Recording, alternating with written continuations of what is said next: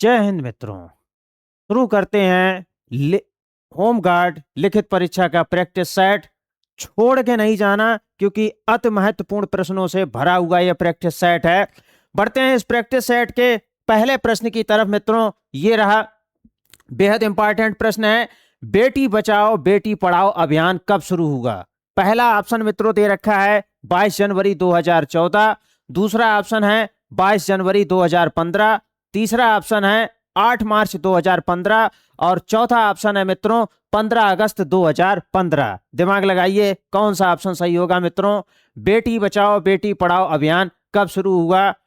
बेहद important question. तो इसका सही ऑप्शन होगा मित्रों 22 जनवरी 2015। दूसरा ऑप्शन सही होगा, बी विकल्प इसका सही होगा। अगला प्रश्न ये रहा, प्रधानमंत्री उज्ज्वला योजना कब शुरू हुई? पहला ऑप्शन है मित्रों 1 मई 2015, दूसरा ऑप्शन है 1 मई 2016, तीसरा ऑप्शन है 1 अप्रैल 2017 और चौथा ऑप्शन है 15 अगस्त 2016। दिमाग लगाइए मित्रों, इसका कौन सा ऑप्शन सही होगा। अति महत्वपूर्ण प्रश्न है ये, पूरा वीडियो आप देख के जाइए। अति महत्वपूर्ण प्रश्नों से भरा हुआ है। अगर आप छोड़ कर गए तो हो सकता है कि कोई ना कोई प्रश्न आपका मिस हो जाए। प्रधानमंत्री उज्ज्वला योजना मित्रों 1 मई 2016 को शुरू हुई थी। इसका बी ऑप्शन सही है। अब बढ़ते हैं अगले प्रश्न की तरफ। ये रहा मित्रों, उत्तर प्रदेश की मिशन शक्ति योजना कब शुरू हुई? पहला ऑप्शन सन 2019, दूसरा ऑप्शन अक्टूबर 2020, तीसरा ऑप्शन सन 2021 और चौथा ऑप्शन मित्रों 2022। बताइए मित्रों कौन सा सही होगा। उत्तर प्रदेश की मिशन शक्ति योजना कब शुरू हुई? इसका सही ऑप्शन होगा मित्रों अक्टूबर 2020 में शुरू हुई थी मिशन शक्ति योजना। अब बढ़ते हैं अगले प्रश्न की तरफ। ये रहा मित्रों आपकी स्क्रीन पर, मुख्यमंत्री कन्या सुमंगला योजना में कुल कितनी राशि? पहला ऑप्शन 10,000 रुपए, दूसरा 12,000 रुपए, तीसरा 15,000 रुपए और चौथा ऑप्शन मित्रों 25,000 रुपए। बेहद इंपॉर्टेंट प्रश्नों से भरा प्रैक्टिस सेट है। सारे प्रश्न वेरी वेरी इंपॉर्टेंट हैं, इनको आप जरूर पूरा करिएगा। तो मित्रों इसका सही ऑप्शन होगा कन्या सुमंगला योजना में कुल जो राशि होती है वो 15,000 रुपए। 15,000 रुपए। बढ़ते हैं अब अगले प्रश्न की तरफ। ये रहा मित्रों आपकी स्क्रीन पर, यूपी महिला पावर लाइन नंबर है। पहला प्रश्न है, पहला ऑप्शन है 100, दूसरा ऑप्शन है 1090, तीसरा ऑप्शन है 181 और चौथा है मित्रों 112। यूपी महिला पावर लाइन नंबर क्या है? ये प्रैक्टिस सेट के शुरू के कुछ क्वेश्चन मैंने महिला सशक्तिकरण के ही लिए हैं, क्योंकि ये सरकार महिलाओं पर ज्यादा जोर दे रही है। तो अति महत्वपूर्ण प्रश्न है ये। तो इसका सही ऑप्शन होगा मित्रों यूपी महिला पावर लाइन। बी ऑप्शन सही होगा 1090।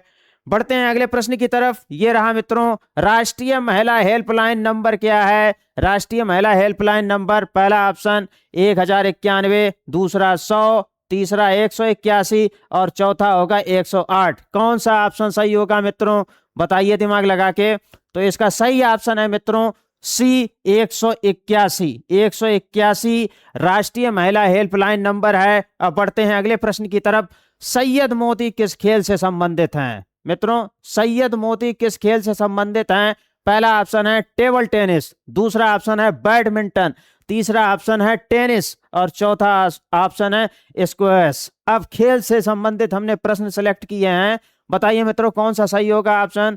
सैयद मोदी, सैयद मोदी, सैयद मोदी मित्रों बैडमिंटन से संबंधित हैं। किससे संबंधित हैं? बैडमिंटन से संबंधित हैं। बढ़ते हैं अगले प्रश्न की तरफ। ये रहा मित्रों आपकी स्क्रीन पर, लखनऊ में सैयद मोदी ग्रैंड प्रिक्स किस एक खेल का आयोजन है? पहला ऑप्शन हॉकी, दूसरा बैडमिंटन, तीसरा क्रिकेट और चौथा कुश्ती। बताइए मित्रों कौन सा ऑप्शन सही होगा। इससे पहले वाला प्रश्न भी इसी से रिलेटेड है, शायद हिंट्स आपको मिल चुका होगा कि सैयद मोदी ग्रैंड प्रिक्स जो है वो बैडमिंटन खेल से संबंधित है, उसी का आयोजन है। बढ़ते हैं अगले प्रश्न की तरफ। उत्तर प्रदेश के कुलदीप यादव किस एक खेल के खिलाड़ी हैं? बेहद सरल क्वेश्चन है, बहुत से साथी जानते होंगे। तो कुलदीप यादव का संबंध क्रिकेट से है मित्रों। ए ऑप्शन इसका सही होगा क्रिकेट। बढ़ते हैं अगले प्रश्न की तरफ। यह रहा मित्रों, शेफाली वर्मा किस खेल से जुड़ी हैं? पहला ऑप्शन हॉकी, दूसरा ऑप्शन बैडमिंटन, तीसरा ऑप्शन क्रिकेट और चौथा ऑप्शन शूटिंग। शेफाली वर्मा बेहद प्रसिद्ध नाम। शेफाली वर्मा किससे जुड़ी हुई हैं? अधिकांश साथियों को पता होगा, शेफाली वर्मा क्रिकेट से जुड़ी हुई हैं। ये सी ऑप्शन इसका सही होगा मित्रों। अगला प्रश्न ये रहा मित्रों, उत्तर प्रदेश के किस जिले से भुवनेश्वर कुमार संबंधित हैं? पहला ऑप्शन मेरठ, दूसरा ऑप्शन लखनऊ, तीसरा ऑप्शन कानपुर और चौथा ऑप्शन गोरखपुर। कौन सा ऑप्शन सही होगा मित्रों, बताइए। भुवनेश्वर कुमार किस जिले से संबंधित हैं? तो मित्रों इसका ए ऑप्शन सही होगा, मेरठ। मेरठ इसका सही ऑप्शन होगा। बढ़ते हैं अगले प्रश्न की तरफ। ये रहा मित्रों आपकी स्क्रीन पर, बैरोमीटर का आविष्कार किसने किया? अब विज्ञान से संबंधित क्वेश्चन हमने ले लिए हैं, विज्ञान से संबंधित क्वेश्चन ले लिए हैं। बैरोमीटर का आविष्कार किसने किया? पहला ऑप्शन टॉरिसेली, दूसरा ऑप्शन पास्कल, तीसरा ऑप्शन न्यूटन और चौथा ऑप्शन केपलर। बैरोमीटर का आविष्कार किसने किया? तो बैरोमीटर का आविष्कार मित्रों किया था टॉरिसेली ने। किसने किया? टॉरिसेली ने। ये ए ऑप्शन इसका सही है। अब बढ़ते हैं अगले प्रश्न की तरफ। ये रहा मित्रों आपकी स्क्रीन पर, डीजल इंजन का आविष्कार किसने किया? पहला ऑप्शन रुडोल्फ डीजल, दूसरा ऑप्शन मैकमिलन, तीसरा ऑप्शन जॉन डनलप और चौथा न्यूटन। सरल है, नाम में ही हिंट्स छुपा है। तो डीजल इंजन रुडोल्फ डीजल, ये ए ऑप्शन इसका सही होगा, रुडोल्फ डीजल। बढ़ते हैं अगले प्रश्न की तरफ। ये रहा मित्रों आपकी स्क्रीन पर, फाउंटेन पेन का आविष्कार किसने किया? भाई फाउंटेन पेन में होता है, बताएंगे अभी ट्रिक्स इसकी याद करने की। पहला ऑप्शन वाटरमैन, दूसरा जिलेट, तीसरा पास्कल और चौथा साकले। कौन सा ऑप्शन सही होगा मित्रों, बताइए। फाउंटेन पेन के आविष्कारक कौन? तो मित्रों फाउंटेन पेन आपने देखा होगा कि उसमें वाटर होता है, यानी स्याही होती है वाटर नुमा, ठीक है। तो वाटरमैन ने इसका आविष्कार किया, तो इसका ए ऑप्शन सही होगा मित्रों, ए ऑप्शन इसका सही होगा। बढ़ते हैं अगले प्रश्न की तरफ। अगला प्रश्न मित्रों ये रहा, सापेक्षता का सिद्धांत, थ्योरी ऑफ रिलेटिविटी किसने दिया था? बेहद महत्वपूर्ण सिद्धांत है, पूरी दुनिया में फेमस है। पहला ऑप्शन न्यूटन, दूसरा ऑप्शन अल्बर्ट आइंस्टीन, तीसरा ऑप्शन गैलीलियो और चौथा ऑप्शन स्टीफन हॉकिंस। बताइए कौन सा आंसर सही होगा। तो मित्रों सापेक्षता का सिद्धांत दिया था, थ्योरी ऑफ रिलेटिविटी, ये अल्बर्ट आइंस्टीन ने दी थी। इसका बी ऑप्शन सही होगा, अल्बर्ट आइंस्टीन। अब बढ़ते हैं अगले प्रश्न की तरफ। ये रहा मित्रों आपकी स्क्रीन पर, 2011 की जनगणना के अनुसार भारत की जनसंख्या कितनी थी? पहला ऑप्शन 121.02 करोड़, दूसरा ऑप्शन 131.02 करोड़, तीसरा ऑप्शन 110.02 करोड़ और चौथा ऑप्शन 100.02 करोड़। कौन सा ऑप्शन सही होगा मित्रों, 2011 की जनगणना के अनुसार भारत की जनसंख्या? तो मित्रों इसका सही ऑप्शन है 121.02 करोड़, ए ऑप्शन इसका सही है, 121.02 करोड़। बढ़ते हैं अगले प्रश्न की तरफ। ये रहा मित्रों आपकी स्क्रीन पर, 2001-2011 के बीच भारत की जनसंख्या वृद्धि दर कितनी थी? पहला ऑप्शन 21.54%, दूसरा ऑप्शन 17.64%, तीसरा ऑप्शन 18.23% और चौथा ऑप्शन 15.50%। अब जनसंख्या से प्रश्न ले लिए हैं, बताइए मित्रों इसका कौन सा ऑप्शन सही होगा। 2001 से 2011 के बीच भारत की जनसंख्या जो वृद्धि दर है वो कितनी थी? तो वो दर थी 17.64%। इसका बी ऑप्शन सही होगा मित्रों, 17.64%। अब बढ़ते हैं अगले प्रश्न की तरफ। ये रहा मित्रों, 1991 से 2001 के दशक में भारत की जनसंख्या वृद्धि दर कितनी थी? पहला ऑप्शन 17.64%, दूसरा ऑप्शन 21.54%, तीसरा ऑप्शन 24.66% और चौथा ऑप्शन 15.23%। कितनी थी मित्रों, दिमाग लगाइए।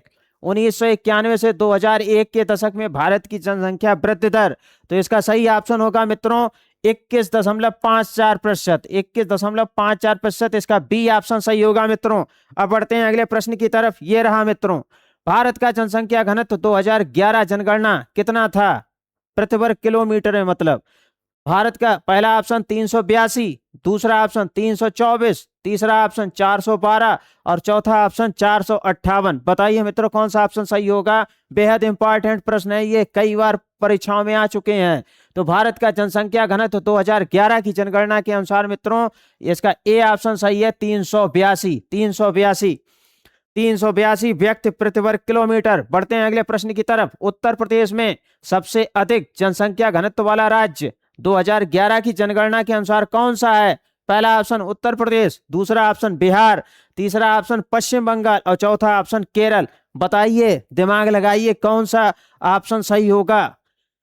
बड़े ध्यान से ये पूरी प्रैक्टिस सेट देखनी है ताकि आपके प्रश्न अच्छी तरह तैयार हो जाएं। मित्रों मिस नहीं करना है, क्योंकि अगर आपने देखा नहीं तो प्रश्न छूट जाएंगे, कॉन्सेप्ट क्लियर नहीं होगा आपका। तो भारत में सबसे अधिक जनसंख्या घनत्व वाला राज्य मित्रों बिहार, 2011 की जनगणना के अनुसार बी ऑप्शन इसका सही होगा। बढ़ते हैं अगले प्रश्न की तरफ। ये रहा मित्रों आपकी स्क्रीन पर अगला प्रश्न। पंचतंत्र के लेखक कौन हैं। पहला ऑप्शन विष्णु शर्मा, दूसरा नारायण पंडित, तीसरा कालिदास और चौथा वेद व्यास। कौन सा सही होगा मित्रों, बताइए इसका कौन सा ऑप्शन सही होगा। पंचतंत्र बेहद प्रसिद्ध रचना है, तो इसका ए ऑप्शन सही होगा विष्णु शर्मा। बढ़ते हैं अगले प्रश्न की तरफ। ये रहा मित्रों आपकी स्क्रीन पर। डिस्कवरी ऑफ इंडिया यानी भारत की खोज किसने लिखी थी। पहला ऑप्शन महात्मा गांधी, दूसरा ऑप्शन सरदार पटेल, तीसरा ऑप्शन जवाहरलाल नेहरू और चौथा इंदिरा गांधी। बेहद प्रसिद्ध रचना है ये डिस्कवरी ऑफ इंडिया। ये किसने लिखी थी, तो इसका सही ऑप्शन है मित्रों जवाहरलाल नेहरू ने लिखी थी discovery of India. C option इसका सही होगा। बढ़ते हैं अगले प्रश्न की तरफ। ये रहा मित्रों मधुशाला किसकी प्रसिद्ध कृत है। बेहद फेमस कृत है ये। पहला ऑप्शन रामधारी सिंह दिनकर, दूसरा ऑप्शन हरवंश राय बच्चन, तीसरा ऑप्शन महादेवी वर्मा और चौथा ऑप्शन मैथिली शरण गुप्त। बताइए मित्रों कौन सा ऑप्शन सही होगा। मधुशाला किसकी प्रसिद्ध कृत है, बहुत प्रसिद्ध कृत है। क्वेश्चन में ही प्रसिद्ध लिखा है, तो समझ लीजिए कितना इंपॉर्टेंट होगा। तो इसका सही ऑप्शन होगा मित्रों बी हरवंश राय बच्चन की ये कृत है। हरवंश राय बच्चन ने लिखा था इसको। बढ़ते हैं अगले प्रश्न की तरफ। ये रहा मित्रों विंग्स ऑफ फायर। ये भी बहुत फेमस आत्मकथा है ये। विंग्स ऑफ फायर किसकी आत्मकथा है। पहला ऑप्शन अटल बिहारी वाजपेयी, दूसरा option doctor APJ Abdul Kalam, तीसरा ऑप्शन सचिन तेंदुलकर और चौथा ऑप्शन नरेंद्र मोदी। बताइए मित्रों कौन सा ऑप्शन इसका सही होगा। विंग्स ऑफ फायर मित्रों ये डॉक्टर APJ अब्दुल कलाम की आत्मकथा है, ये ऑप्शन सही होगा बी। बढ़ते हैं अगले प्रश्न की तरफ। ये रहा मित्रों कामायनी बेहद फेमस महाकाव्य। कामायनी महाकाव्य के रचयिता कौन है। पहला ऑप्शन जयशंकर प्रसाद, दूसरा ऑप्शन सुमित्रा नंदन पंत, तीसरा ऑप्शन सूर्यकांत त्रिपाठी निराला और चौथा ऑप्शन होगा प्रेमचंद। बताइए मित्रों कौन सा ऑप्शन सही होगा कामायनी महाकाव्य के रचयिता। तो इसका सही ऑप्शन है मित्रों जयशंकर प्रसाद। ए ऑप्शन इसका सही होगा। कामायनी के जो रचयिता हैं वो जयशंकर प्रसाद। अगला प्रश्न ये रहा मित्रों आनंद मठ के लेखक कौन है जिससे वंदे मातरम लिया गया है। अब ये समझ लीजिए इस प्रश्न के ही अंदर एक और प्रश्न निकल आया है। पहला ऑप्शन रविंद्रनाथ टैगोर, दूसरा ऑप्शन बंकिम चंद्र चटर्जी, तीसरा ऑप्शन सरोजनी नायडू और चौथा ऑप्शन अरविंद घोष। बहुत से मित्रों ने विचार कर लिया होगा क्योंकि ये कई बार परीक्षाओं में आए हुए ये प्रश्न है। बेहद अब मजेदार लग रहे होंगे, बार बार रिवीजन करने से ही परफेक्शन आता है। तो आनंद मठ के लेखक हैं मित्रों बंकिम चंद्र चटर्जी। इसका बी ऑप्शन सही होगा। अगला प्रश्न ये रहा मित्रों आपकी स्क्रीन पर। अंतरराष्ट्रीय मुद्रा कोष का मुख्यालय कहां पर है। अब ये संगठन से प्रश्न ले लिए गए हैं, विश्व के प्रमुख संगठन। अंतरराष्ट्रीय मुद्रा कोष का मुख्यालय कहां है। पहला ऑप्शन लंदन, दूसरा ऑप्शन वाशिंगटन DC, तीसरा ऑप्शन पेरिस और चौथा दुबई। कौन सा ऑप्शन सही होगा मित्रों। अंतरराष्ट्रीय मुद्रा कोष, मुद्रा शायद ऑप्शन मिल चुका होगा। मुद्रा क्या होगा। अंतरराष्ट्रीय मुद्रा कोष का मुख्यालय ये बी ऑप्शन सही होगा वाशिंगटन DC। बी ऑप्शन सही होगा वाशिंगटन DC। अगला प्रश्न ये रहा मित्रों संयुक्त राष्ट्र महासभा की पहली महिला अध्यक्ष कौन थी। बेहद इंपॉर्टेंट क्वेश्चन। सरोजनी नायडू पहला ऑप्शन, दूसरा विजय लक्ष्मी पंडित, तीसरा ऑप्शन एनी बेसेंट और चौथा इंदिरा गांधी। बताइए मित्रों कौन सा ऑप्शन सही होगा। संयुक्त राष्ट्र महासभा की पहली महिला अध्यक्ष कौन थी। तो इसका सही ऑप्शन है मित्रों विजय लक्ष्मी पंडित। कौन सा ऑप्शन सही है विजय लक्ष्मी पंडित, बी ऑप्शन इसका सही होगा। बढ़ते हैं अगले प्रश्न की तरफ। ये रहा मित्रों आपकी स्क्रीन पर, विश्व व्यापार संगठन वर्ल्ड ट्रेड ऑर्गेनाइजेशन की स्थापना किस वर्ष हुई थी मित्रों?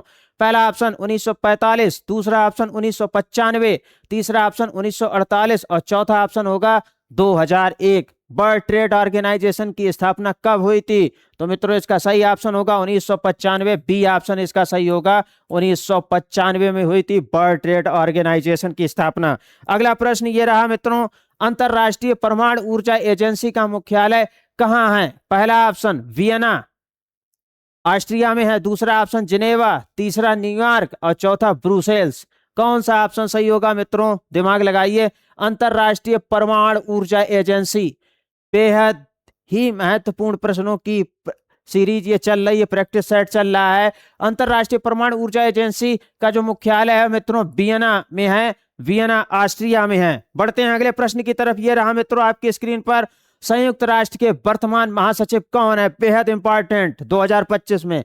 पहला ऑप्शन बान की मून, दूसरा ऑप्शन एंटोनियो गुटेरेस, तीसरा ऑप्शन कोफी अन्नान और चौथा ऑप्शन टेड्रोस अदनाम। बताइए कौन सा होगा? ये चारों हस्तियां बहुत ही ऊंचे पदों पर बैठी हुई हैं। संयुक्त राष्ट्र के वर्तमान महासचिव कौन है मित्रों? बहुत मित्रों ने सोच लिया होगा। इसका सही ऑप्शन है एंटोनियो गुटेरेस, एंटोनियो गुटेरेस। बढ़ते हैं अगले प्रश्न की तरफ। ये रहा मित्रों आपकी स्क्रीन पर, आसियान का मुख्यालय कहां है? पहला ऑप्शन जकार्ता, दूसरा ऑप्शन बैंकॉक, तीसरा ऑप्शन सिंगापुर और चौथा ऑप्शन मनीला। बताइए मित्रों कौन सा ऑप्शन सही होगा? आसियान का मुख्यालय कहां पर है? बेहद इंपॉर्टेंट क्वेश्चन। इसका सही ऑप्शन होगा मित्रों जकार्ता इंडोनेशिया, ए ऑप्शन इसका सही होगा, जकार्ता इंडोनेशिया। बढ़ते हैं अगले प्रश्न की तरफ। ये रहा मित्रों अगला प्रश्न, नाटो का मुख्यालय कहां स्थित है? पहला ऑप्शन पेरिस, दूसरा ऑप्शन ब्रुसेल्स बेल्जियम, तीसरा ऑप्शन लंदन और चौथा बर्लिन। कौन सा ऑप्शन सही होगा मित्रों? बेहद इंपॉर्टेंट प्रश्न है ये। इसका सही ऑप्शन होगा मित्रों नाटो का मुख्यालय ब्रुसेल्स बेल्जियम में है, बी ऑप्शन इसका सही होगा। अब बढ़ते हैं अगले प्रश्न की तरफ। यह रहा मित्रों, ओपेक का मुख्यालय कहां है? पहला ऑप्शन रियाद, दूसरा ऑप्शन वियना ऑस्ट्रिया, तीसरा ऑप्शन बगदाद, चौथा ऑप्शन कुवैत सिटी। बताइए मित्रों कौन सा ऑप्शन सही होगा? ओपेक का मुख्यालय कहां पर है? तो मित्रों इसका सही ऑप्शन होगा वियना ऑस्ट्रिया, बी ऑप्शन इसका सही होगा। ओपेक का मुख्यालय वियना ऑस्ट्रिया में है। बढ़ते हैं अगले प्रश्न की तरफ। ये रहा मित्रों, निम्नलिखित में से कौन सी योजना भारत में ग्रामीण सड़क संपर्क विकास के लिए जिम्मेदार है? पहला ऑप्शन PMGSY, दूसरा ऑप्शन मनरेगा, तीसरा ऑप्शन PMRDF, तीसरा ऑप्शन SGRY। बताइए कौन सा ऑप्शन सही होगा मित्रों? भारत में ग्रामीण संपर्क विकास के लिए कौन सी योजना चलाई गई? तो बहुत से मित्रों को अंदाजा लग गया होगा, प्रधानमंत्री ग्राम सड़क योजना। कौन सी होगी? प्रधानमंत्री ग्राम सड़क योजना। इसका ए ऑप्शन सही होगा, प्रधानमंत्री ग्राम सड़क योजना। इससे आप क्लियर करिए। बढ़ते हैं अगले प्रश्न पर। यह रहा मित्रों, भारत सरकार की निम्नलिखित में से कौन सी योजना विधवाओं, बुजुर्गों, विकलांग लोगों को पेंशन के रूप में वित्तीय सहायता प्राप्त करती है? पहला ऑप्शन SGRY, दूसरा ऑप्शन NSAP, तीसरा ऑप्शन SAGY और चौथा ऑप्शन मनरेगा। बताइए विधवाओं, बुजुर्गों, विकलांगों को पेंशन के रूप में वित्तीय सहायता प्राप्त करती है, तो इसका सही ऑप्शन होगा मित्रों NSAP, NSAP, बी ऑप्शन इसका सही होगा। बढ़ते हैं अगले प्रश्न की तरफ। ये रहा मित्रों, निम्नलिखित में से किस योजना का उद्देश्य भारत में ग्रामीण गरीब लोगों को आवास प्रदान करना था? बहुत सरल क्वेश्चन है, इंपॉर्टेंट भी है। पहला ऑप्शन समग्र शिक्षा अभियान, दूसरा ऑप्शन दीनदयाल उपाध्याय ग्रामीण कौशल्य योजना, तीसरा ऑप्शन राष्ट्रीय ग्रामीण आजीविका मिशन और चौथा प्रधानमंत्री आवास योजना। बताइए मित्रों कौन सा होगा? ये सरल क्वेश्चन है, इसमें ही हिंट्स मिल रहा है। इसका डी ऑप्शन सही होगा, प्रधानमंत्री आवास योजना रहने के उद्देश्य से आवास यही प्रदान करती है। अगला प्रश्न ये रहा मित्रों, भारत सरकार की निम्नलिखित में से कौन सी योजना ग्रामीण क्षेत्र से शहरी क्षेत्र में युवाओं के प्रवास को रोकने का प्रस्ताव करती है? पहला ऑप्शन PURA, दूसरा ऑप्शन NSAP, तीसरा ऑप्शन SAGY और चौथा ऑप्शन SGRY। कौन सा ऑप्शन सही होगा मित्रों, बताइए। तो इसका सही ऑप्शन होगा मित्रों PURA ये ऑप्शन इसका सही होगा। बढ़ते हैं अगले प्रश्न पर। यह रहा मित्रों, स्वच्छ भारत मिशन ग्रामीण चरण 2, सेकंड चरण किस वर्ष शुरू किया गया था? पहला ऑप्शन सन 2010, दूसरा ऑप्शन सन 2015, तीसरा ऑप्शन सन 2020 और चौथा ऑप्शन सन 2022। बताइए मित्रों, कब स्वच्छ भारत मिशन ग्रामीण चरण सेकंड शुरू किया गया था? तो इसका सही ऑप्शन है मित्रों सन 2020, 2020 में। देखिए, चरण 2 और 2022 का ही कमाल है, हर जगह देख लीजिए, याद रहेगा आपको हमेशा। व्यावसायिक नेटवर्किंग और नौकरी खोजने के लिए कौन सा सोशल मीडिया प्लेटफॉर्म सबसे लोकप्रिय है? पहला ऑप्शन फेसबुक, दूसरा लिंक्डइन, तीसरा स्नैपचैट, चौथा टेलीग्राम। ये मालूम होगा अधिकांश लोगों को कि नौकरियां अधिकांशतः किस पर निकलती हैं, किस नेटवर्किंग पर? तो लिंक्डइन पर निकलती हैं। बी ऑप्शन इसका सही होगा। अगला प्रश्न ये रहा मित्रों आपकी स्क्रीन पर, व्हाट्सएप की पेरेंट कंपनी कौन है? पहला गूगल, दूसरा माइक्रोसॉफ्ट, तीसरा मेटा, चौथा अमेजन। लिख के भी आता है व्हाट्सएप पे, क्या लिख के आता है? बहुत से साथियों के दिमाग में आ चुका होगा, मेटा। क्या लिख के आता है? मेटा। सी ऑप्शन इसका सही होगा। अगला प्रश्न ये रहा मित्रों आपकी स्क्रीन पर, हैशटैग का उपयोग सोशल मीडिया पर क्यों किया जाता है? पहला ऑप्शन किसी को टैग करने के लिए, दूसरा ऑप्शन विषय को वर्गीकृत करने और ट्रेंड कराने के लिए, तीसरा ऑप्शन पासवर्ड बनाने के लिए और चौथा ऑप्शन मैसेज छिपाने के लिए। हैशटैग का उपयोग क्यों किया जाता है? अधिकांश मित्रों को पता लग गया होगा, यह ट्रेंड कराने वाली बात, ट्रेंडिंग पे कौन सा चल रहा है पता लग गया होगा। तो इसका बी ऑप्शन सही होगा, विषय को वर्गीकृत करने और ट्रेंड कराने के लिए। अगला प्रश्न ये रहा मित्रों आपकी स्क्रीन पर, भारत में राष्ट्रीय साइबर अपराध रिपोर्टिंग पोर्टल का हेल्पलाइन नंबर क्या है? पहला ऑप्शन 100, दूसरा ऑप्शन 1998, तीसरा ऑप्शन 1090 और चौथा ऑप्शन 1930। बताइए मित्रों, साइबर क्राइम हो तो कौन सा नंबर डायल करना चाहिए? ये ध्यान रखिएगा हमेशा, साइबर क्राइम हो तो 1930 नंबर डायल करना चाहिए। इसका डी ऑप्शन सही होगा, डी ऑप्शन सही होगा। अगला प्रश्न ये रहा मित्रों आपकी स्क्रीन पर, बाल श्रम निषेध भारत में किस अनुच्छेद से संबंधित है? पहला ऑप्शन अनुच्छेद 21, दूसरा ऑप्शन अनुच्छेद 23, तीसरा ऑप्शन अनुच्छेद 24 और चौथा ऑप्शन अनुच्छेद 25। बताइए, बाल श्रम निषेध भारत में किस अनुच्छेद से संबंधित है? बेहद इंपॉर्टेंट क्वेश्चन। तो ये अनुच्छेद 24 से संबंधित है, इसका सी ऑप्शन सही होगा मित्रों। बढ़ते हैं अगले प्रश्न की तरफ। ये रहा मित्रों, मानव तस्करी किस अधिकार का उल्लंघन है? अनुच्छेद पहला अनुच्छेद 19, दूसरा अनुच्छेद 2, तीसरा अनुच्छेद 23, चौथा अनुच्छेद 14। मानव तस्करी बताइए किस अधिकार का उल्लंघन है मित्रों? तो इसका सी ऑप्शन सही होगा, अनुच्छेद 23। कौन सा ऑप्शन सही होगा? अनुच्छेद 23। अगला प्रश्न ये रहा मित्रों आपकी स्क्रीन पर, NHRC को सिविल कोर्ट के समान शक्तियां प्राप्त हैं, यह सही है या गलत? पहला ऑप्शन सही, दूसरा गलत, तीसरा पूर्ण रूप से सही नहीं और चौथा इनमें से कोई नहीं। भाई, NHRC को सिविल कोर्ट के समान शक्तियां प्राप्त हैं, यह सही है मित्रों। इसका ए ऑप्शन सही होगा, ए। बढ़ते हैं अगले प्रश्न की तरफ। ये रहा मित्रों आपकी स्क्रीन पर, फर्जी मुठभेड़ को सर्वोच्च न्यायालय ने क्या माना है? पहला ऑप्शन हत्या, दूसरा दुर्घटना, तीसरा आत्मरक्षा और चौथा इनमें से कोई नहीं। तो फर्जी मुठभेड़ को मित्रों सर्वोच्च न्यायालय ने हत्या माना है, इसका ए ऑप्शन सही होगा, हत्या माना है सर्वोच्च न्यायालय ने। अब बढ़ते हैं अगले प्रश्न की तरफ। ये रहा मित्रों, पुलिस द्वारा थर्ड डिग्री प्रयोग करना किसका उल्लंघन है? पुलिस द्वारा थर्ड डिग्री प्रयोग करना किसका उल्लंघन है? पहला ऑप्शन अनुच्छेद 20, दूसरा अनुच्छेद 21, तीसरा अनुच्छेद 22 और चौथा ये सभी। तो मित्रों, थर्ड डिग्री प्रयोग करना पुलिस द्वारा ये 20, 21, 22 तीनों का उल्लंघन है, तो ये सभी ऑप्शन सही होंगे, इसका डी ऑप्शन सही होगा। अब बढ़ते हैं इस प्रैक्टिस सेट के लास्ट में प्रश्न की तरफ, नार्को टेस्ट बिना सहमत के कराना संवैधानिक है या नहीं? तो पहला ऑप्शन संवैधानिक, दूसरा असंवैधानिक, तीसरा आंशिक रूप से संवैधानिक और चौथा इनमें से कोई नहीं। तो मित्रों, विचार कर लिया होगा, नार्को टेस्ट जो है वो बिना सहमत के कराना असंवैधानिक होता है। बी ऑप्शन इसका सही है, बी ऑप्शन इसका सही है, असंवैधानिक।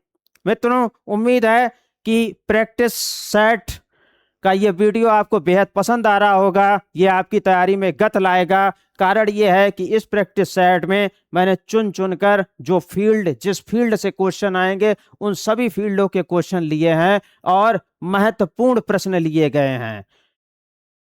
एक होता है वाटरमेलन टाइप, ठीक है, और एक होता है ड्राई फ्रूट। तो आपको ड्राई फ्रूट वाला मटेरियल चाहिए, वाटरमेलन वाला नहीं। मतलब वाटरमेलन का मतलब हो गया कि फल बहुत कम है, पानी बहुत ज्यादा है। तो आपको ऐसा मटेरियल नहीं पढ़ना है कि जिससे आप पढ़ तो बहुत रहे हैं लेकिन एग्जाम के लेवल का उसमें कुछ भी नहीं है। तो इसलिए ये कोशिश हमारी यही रहती है कि बेहद जो सटीक ट्रेंड्स है उस टाइप के क्वेश्चन आपको मिले। यदि आपको यह वीडियो पसंद आया हो तो चैनल आप सब्सक्राइब कर दें, बेल आइकन प्रेस कर दें, ताकि ये प्रैक्टिस सेट का नोटिफिकेशन और दूसरा टॉपिक वाइज भी और मैं चला रहा हूं उसका नोटिफिकेशन आपको मिलता रहे। लाइक शेयर कमेंट्स अवश्य करें। साथ ही रिश्तेदार कोई तैयारी कर रहा हो तो वीडियो का लिंक उसको अवश्य भेजें। मिलते हैं अगले प्रैक्टिस सेट में अति महत्वपूर्ण प्रश्नों के साथ। वीडियो देखने के लिए बहुत बहुत धन्यवाद।